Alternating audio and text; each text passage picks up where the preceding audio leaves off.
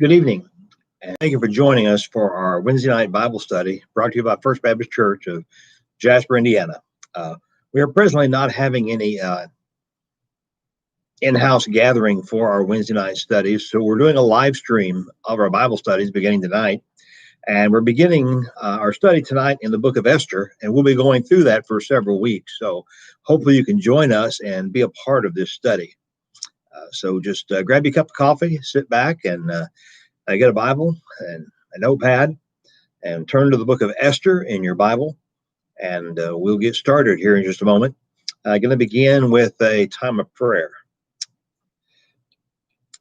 And Father, we just give you thanks that we can come together tonight. Father, in the midst of so much confusion, so much chaos, so many people hurting, so many people struggling. Father, we're just thankful for the book of Esther that reminds us that even when you cannot be seen, you are indeed at work, working in the lives of people to accomplish your purpose for your glory. So, Father, just open our eyes and give us wisdom as we look to your word. Direct our hearts, Father. Help us to learn what you would have us to gain, that we might shine a little brighter in the darkness that our nation is going through right now. And God, that we might live our lives in such a way that they might see our actions and give you the glory. In Jesus' name, amen. Okay, we are beginning in the book of Esther. And just to get a little bit of the setting for the book of Esther, Esther became queen of Persia in around 473 BC. And it's also corresponds to the time when Ezra and Haggai were both prophesying. During that time, Ezra was the Jewish leader, and Haggai was the prophet. And towards the end of the reign of Esther, Malachi prophesied for the Lord. So that's kind of the background where that falls in our scriptures. As you look at Esther, it's one of those books that kind of gives you a timetable. According to the first verse, the events of the book of Esther took place during the reign of Xerxes. Ahasuerus is a term like Pharaoh that means mighty one. He's king of Persia from 486 to 465 BC. They placed the events between the completion of the temple construction under Zerubbabel in 516 BC during the reign of Darius I, and the arrival of more of the returnees to Jerusalem under Ezra in 458 BC during the reign of Artaxerxes I. Contingents of Jews returned to Judea in 538. Many, however, continued to live in Babylon and throughout the eastern part of the Persian Empire. So you had several living in Babylon. Most of those were the very devout Jews, went back to Jerusalem. So the group that you have in Babylon are those who are maybe not quite as devout, easier for them to kind of blend into the society, especially once they see that Babylon's not that bad a place to live, a lot of prosperity there. And if they just kind of fit in with the crowd, they can have a pretty good life. So that's some of the social climate that's taking place during that time. Now, the Persian Empire reached its peak in organization and power under Darius I. However, Xerxes could boast some significant military and artistic accomplishments himself. During his reign, he conquered Egypt, which had rebelled against Darius I. He suppressed an important rebellion in Babylon. And in this process, he further strengthened the powerful military force that Darius had built up. And perhaps Xerxes' greatest achievement was the completion of the palace complex that Darius began in Persepolis, a marvel of grandeur, beauty, and luxury. So Xerxes claimed extensive political power. He ruled over 27 different countries and in 127 provinces. So he was an immoral ruler who was arrogant and had an unabated desire for pleasure, possessions, and glory. And I think we see that in the first chapter of this book of Esther. He had the following inscription on the foundation stone of his palace: "I am Xerxes, the great king, the only king of all countries, which speak all kinds of languages, the king of this entire big and far-reaching earth, the son of King Darius, the Archaemenian, a Persian, son of a Persian, an Aryan of an Aryan." So you can see the pride and arrogance in this king, and this comes to play here in this first chapter as we begin our study. The events of this book occur just prior to the events in Nehemiah. Both books open at Shushan, the capital, or the citadel, and they both feature a Jew that debates the wisdom in approaching the king unsummoned. The storyline of Esther. Esther is the story of a woman and her role in the deliverance of the Jews from the murderous plan of Haman in the Persian Empire during the reign of Xerxes. The history of Israel is one of dramatic intervention by God. God delivers his children from Egypt with powerful miracles, parts the Red Sea, brings down the walls of Jericho, and feeds them miraculously in the wilderness. But here, there are neither dramatic miracles nor great heroes, just apparently ordinary providence moving flawed and otherwise undistinguished people into exactly the right place at the right time to bring the empire into line to establish God's purpose for his people. The amazing thing about Esther, as you read this, you'll swear that you saw God somewhere, his name mentioned, but God is not mentioned by name anywhere in the book, even though his fingerprints are all over it. When it comes to a conflict between the empire of Xerxes on one side and the kingdom of the almighty invisible God on the other, there's only one possible outcome. No, his name is not found anywhere, but his fingerprints are all over it. Don't you just love that about God? Maybe you have said some of the same things we just mentioned. Man, I wish I could see the God who parted the Red Sea. I wish God would perform a miracle like delivering his children out of Egypt, or I'd like to see a mighty work of God. And that you read Esther and you see some powerful movement of God, and yet God is never mentioned. And when you look in your life, you step back and you take a summary of the events of your life, and much like the book of Esther, uh, while you may not have seen God or heard God, you would swear his fingerprints were all over your life as he moved people in his providence to be at the right place at the right time for your good and for his glory. I hope we enjoy this book of Esther, and I hope we learn more about the God we cannot see, but we feel his power and his presence all around us. The purpose of the book of Esther is twofold: to demonstrate God's providential care of his people, even outside of Israel, and to commend the observance of the Feast of Purim by relating how it originated. Purim is the celebration festival commemorating the deliverance of the Jews from annihilation at the hand of Haman. So those are the two main purposes of this book of Esther. So let's take a look at this book, beginning in chapter 1, verse 1 of the book of Esther. We're going to look at the first three verses to start off with. It says, "Now in the days of Ahasuerus, the Ahasuerus who reigned from India to Ethiopia over 127 provinces. In those days, when King Ahasuerus sat on his royal throne in Susa, the citadel, in the third year of his reign, he gave a feast for all his officials and servants. The army of Persia and Media, and the nobles and the governors of the provinces were before him." So in that opening, you learn a lot about the book of Esther. You get the time frame of it. It says in the days of Ahasuerus, the same Ahasuerus who reigned over 127 provinces. As we mentioned, the term Ahasuerus is a term like Pharaoh. The name of the king was Xerxes. So, and we'll see that later as those become interchangeable throughout the book. So don't want you to get confused and think, okay, Ahasuerus was the king for a while, then it's Xerxes. So it's the same guy. It mentions that he reigned over 127 provinces. It lets us know is in the days that he sat on the royal throne in Susa, the citadel. It's the third year of his reign.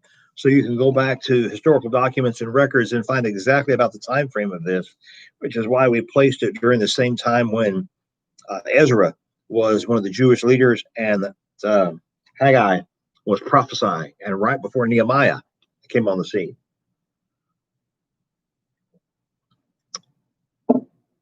So let's look at that first verse. This book begins with a banquet given by Xerxes to show off his power and his glory of his empire. Again, we already mentioned that Xerxes is a very arrogant man. He's proud of himself. He is very pompous in his accomplishments. He's trying to influence the leaders of other countries in upcoming battles to spend 180 days showing them the wealth and splendor of his kingdom. Just think of that. This guy knows how to throw a party. 180 days, about half a year that he is celebrating, showing off his glory and his power, feeding them the best of the kingdom, giving them the best wine of the kingdom with unlimited supply. He's definitely trying to influence them in a way that would make a difference for many years to come. Now, the events of the banquet led to the king's disapproval of Queen Vashti. The king became enraged at the queen, and her subsequent departure sets the stage for Esther to come forth and deliver her people. So in verse 1, you have Xerxes. He inherited the throne from his father Darius the First, and his empire was the largest empire at that time. So he's like the king of kings from an earthly perspective. He reigned from India to Ethiopia, 127 provinces. We see in verse 2 that at the beginning of his reign, he had put down the rebellion in Egypt and Babylon, and Shushan was his winter home, and Persepolis was his summer home, which was the capital of Persia. The term the citadel means an acropolis, or a fortified city. It was surrounded by a huge wall, 2.5 miles long, offering protection for Xerxes. So he's left nothing to spare. He's made sure that he is well protected. And verse 3 tells us it was in the third year of his reign, around 483 BC, 3 years before his famous expedition against the Greeks. Xerxes gave a banquet for all the elite of his empire. The military leadership, all the leadership of Persia and the Medes were present. The rulers would often give banquets to which they invited the military leaders, the nobles, prestigious guests to maintain faithfulness and display their greatness for greater support for future endeavors. So he's buttering them up to help him out or to join with him when he goes against the Greeks. The term nobles and official military leaders indicates that the elite of the army from all over the empire must have attended. You think 127 provinces from India to Ethiopia. According to historians, these Persian banquets often had an excess of 15,000 guests. Xerxes' own bodyguard included 2,000 select horsemen, 2,000 lancers, and 10,000 infantry. So you're looking at 29,000 people at this banquet. Now, when you first read this and you think banquet, oh, okay, he's got a banquet. There's about 50 to 100 people there, maybe 200. Now let's go 500. But I doubt that when you read this, you thought, man, this is a banquet for 29,000 people. And then what you're saying is you're fitting more people that live in the city of Jasper at this banquet. And 29,000 people are at this banquet. This king is serious about influencing the military leaders and the elite armies of his empire so they will join with him in this Greek expedition that's coming up in 3 years. So these first 3 verses provide the setting of the story of Esther, namely this court in Shushan, the invitation to the nobles, the military elite, to join him in this, to show off his splendor and power, to show them all that he has, as to say, I am king of all this area. And look at all that I've accomplished. Look at how great I am. Surely you would want to join me in this endeavor. Look at verse 4. While he showed the riches of his royal glory and the splendor and pomp of his greatness for many days, 180 days, and when these days were completed, the king gave for all the people present in Susa, the citadel, both great and small, a feast lasting for 7 days in the court of the garden of the king's palace. And now he describes the things that are in this palace, in this garden. There were white cotton curtains and violet hangings, fastened with cords of fine linen. and purple to silver rods, and marble pillars, and also couches of gold and silver on a mosaic pavement of porphyry, marble, mother of pearl, and precious stones. Drinks were served in golden vessels, vessels of different kinds, and the royal wine was lavished according to the bounty of the king, and drinking was according to this edict. There is no compulsion, for the king had given orders to all the staff of his palace to do as each man desired. Queen Vashti also gave a feast for the women in the palace that belonged to King Ahasuerus. So we see the splendor of the king in these verses 4 through 8. He put his kingdom on display for half a year to show his greatness and glorify himself. The display of these riches demonstrates his prideful spirit and his vanity. The phrase 180 days doesn't necessarily mean the banquet lasted for 180 continuous days. Xerxes may have had some type of public exposition that lasted a year in which, or half a year in which the nobles and officials were invited to see all the luxury. After he spent 180 days showing off his luxury of the empire, he presented a proposal to them they could join his expedition against the Greeks.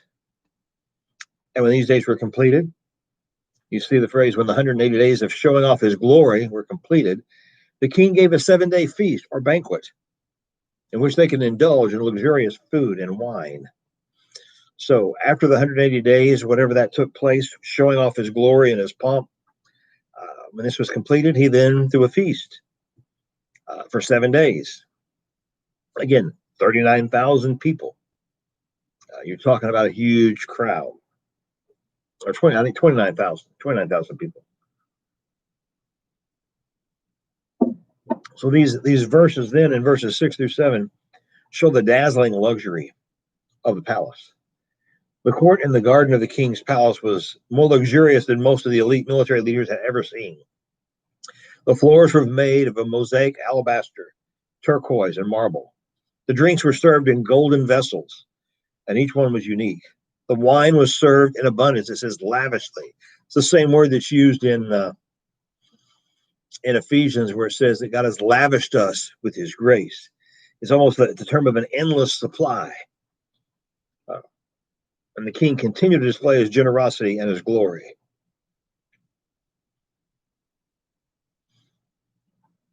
So he's overdoing it. He's so caught up in himself that he even passes an edict, makes an edict that there be no compulsion. Usually when everyone was to drink when the king drank. But here Xerxes commanded that each one should drink as he pleased. The fact that an edict had to be given to tell the people they could drink as they pleased shows the pettiness of the authorities of the kingdom. To make an edict about something so silly, it tells you they take themselves too seriously. This man wanted to pass a law that you drink enough, that you are satisfied. You can't legislate satisfaction. But he makes it clear that there is nothing I can't provide for you. Again, showing the vanity and the pride that he has in himself, that there's nothing I can't do. I will conquer the world. I am, as you said on his little thing that he had the inscription, I am the king of the earth. And he really believed that.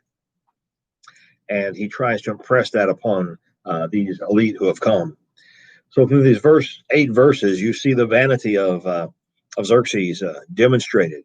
And then verse 9 indicates that Vashti also gave a banquet. And she invited the women of the palace to attend. And this was very common. The queen would often have a banquet for the women to join in. In fact, usually the queen would attend the banquet. She either would attend the banquet with the king, or she would have a separate banquet for the women. In this case, Vashti held a separate banquet for the women.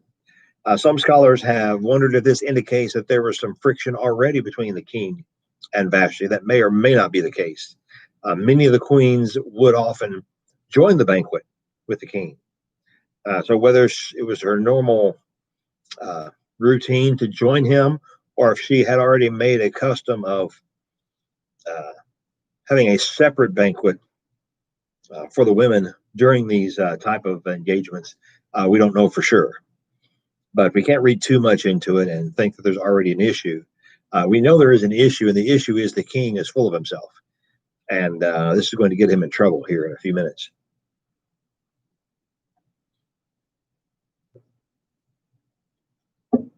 So we look at verse 10, and we come to the conflict in the early part of the story. It says, on the seventh day, so this is the seventh day after the 180 days, when the heart of the king was merry with wine. In other words, he had overdone it. He wasn't thinking clearly. You have a man who is full of himself, who's pompous, who's prideful, who's showing off his glory, wants to impress those around him, and then you fill him up with wine for 7 days. That's a dangerous combination. And he commanded Mehuman, Biztha, Abana, Bigtha, and Abgatha, Zethar, and Carcass, the 7 eunuchs who served in the presence of King Ahasuerus, to bring Queen Vashti before the king with her royal crown, in order to show the peoples and the princes her beauty, for she was lovely to look at. But Queen Vashti refused to come at the king's command, delivered by the eunuchs. At this, the king became enraged, and his anger burned within him. So let's look and see what's taking place. When the king is merry with wine, he'd been drinking for 7 days, and who knows how much he drank in the 180 days prior to that.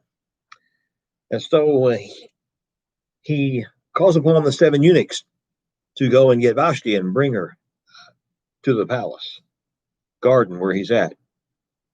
And he lists the 7 names of the eunuchs for a reason. It verifies the event historically. Because they were eunuchs, they could be trusted to go to the queen and bring her safely to the king.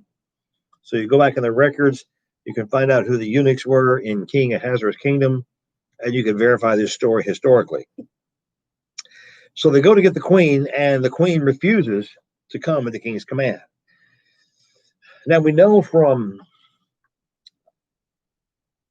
our understanding of the role between a king and a queen and a king and anybody else that when a king requests something, you don't refuse it.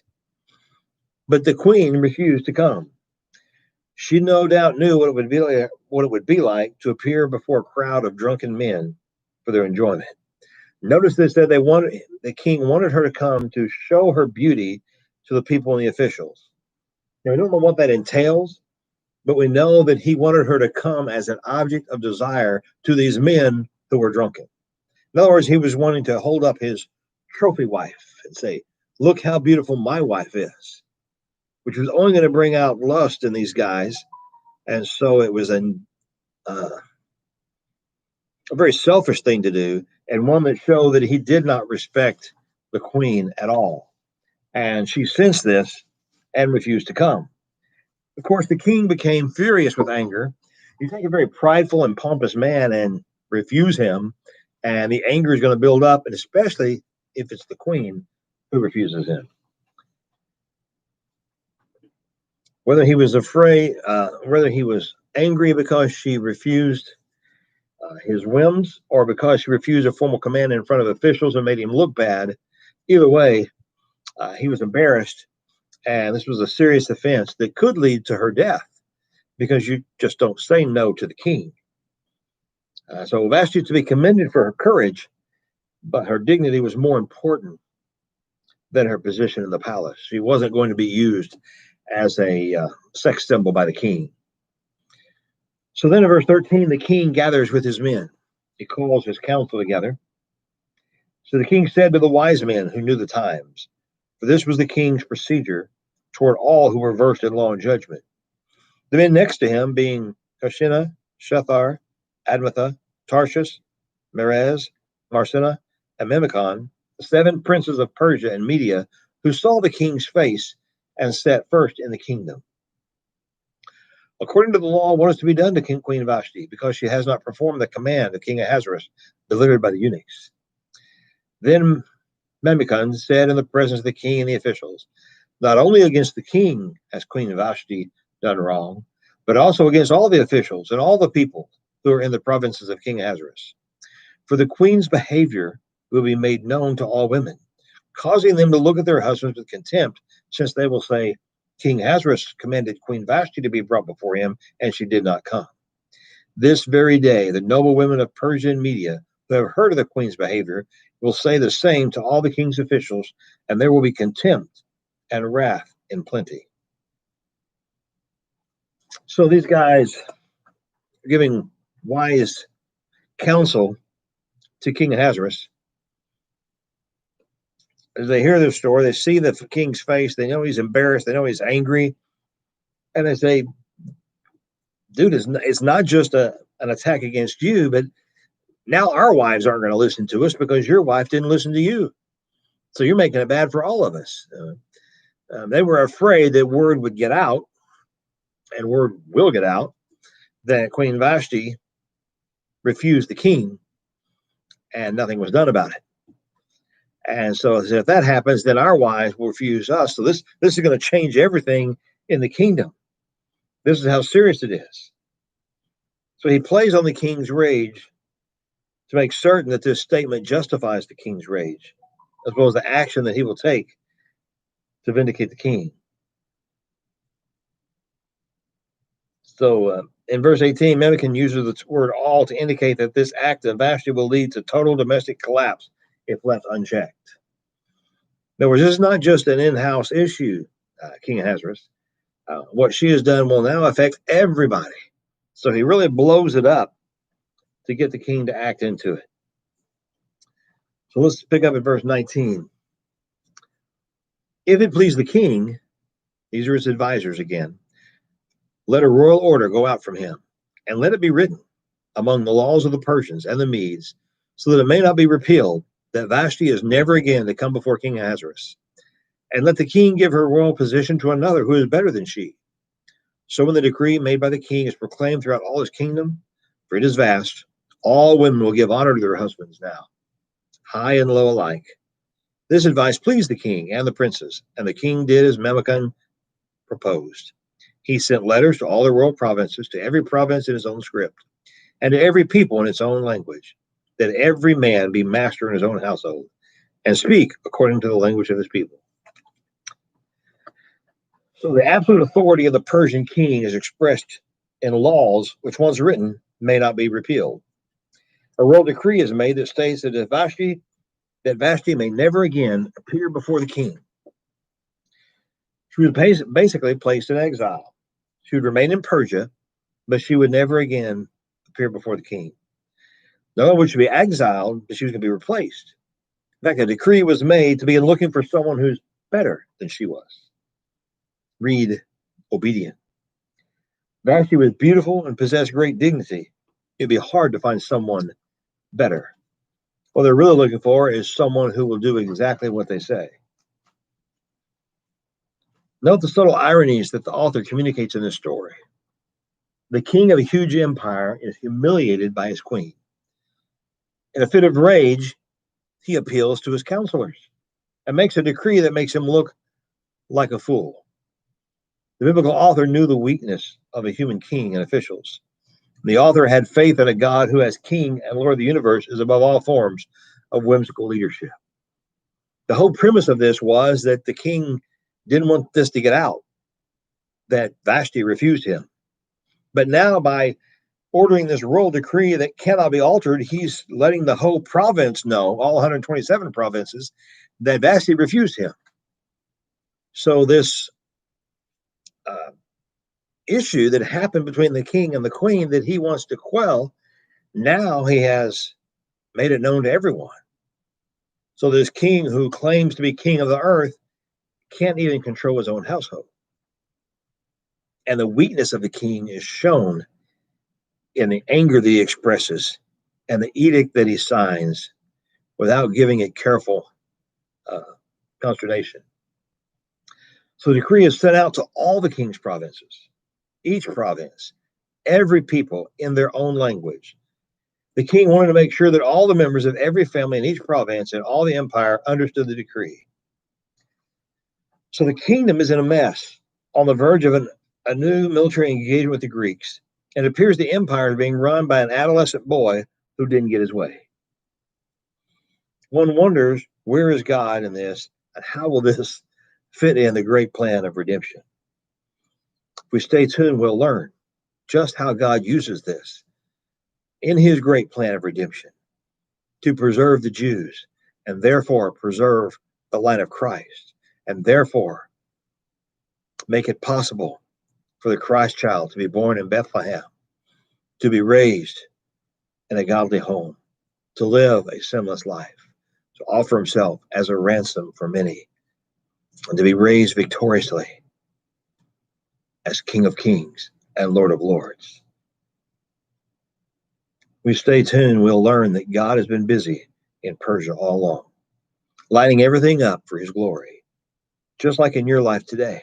When things don't seem to add up and God seems distant, stay tuned, for God is at work and he will accomplish his plan for his glory. Who could possibly surmise that Vashti, being exiled from the throne, no longer being able to be the queen, would open the door for God to move the pieces precisely at the right time, for Mordecai to talk to Esther, and Esther to be presented before the eunuchs, and for Esther to find such favor that she becomes the queen.